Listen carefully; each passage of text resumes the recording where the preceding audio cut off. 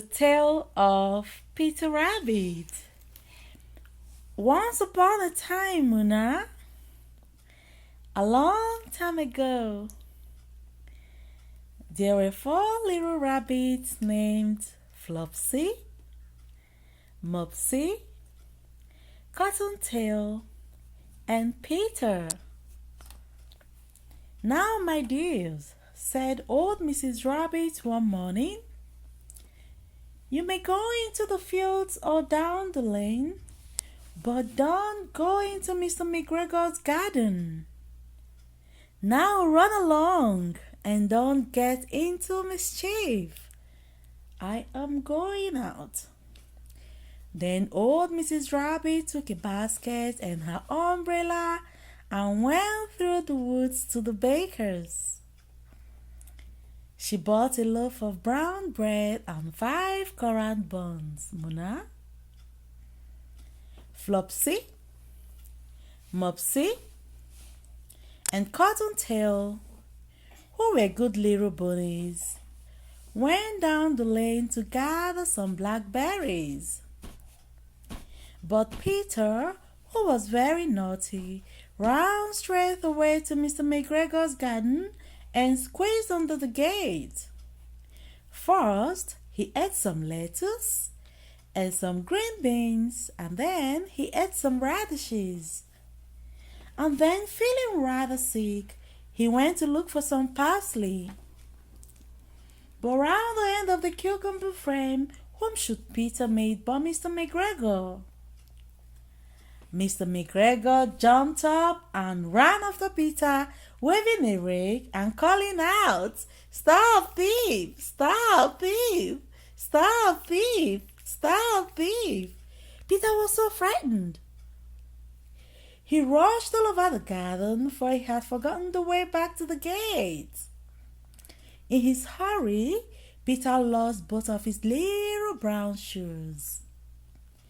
Peter might have gone away altogether if he had not run into a gooseberry net and got caught by the large brass buttons on his jacket.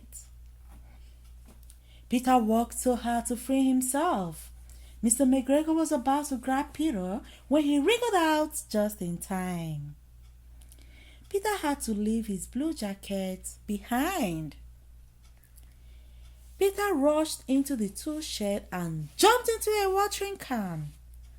It would have been a perfect thing to hide in if he had not had so much water in it. Mr. McGregor was quite sure that Peter was somewhere in the tool shed, perhaps hidden under a flower pot. He began to turn them over carefully, looking under each. Suddenly, Peter sneezed. Kachku! Kachku! Kachku!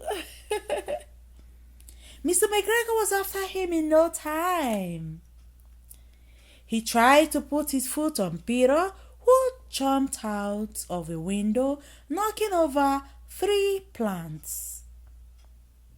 The window was too small for Mr. McGregor, and he was tired of running after Peter. He went back to his work. Peter sat down to rest. He was out of breath and trembling with fright, and he did not know which way to go. Also, he was very down from sitting under a watering can.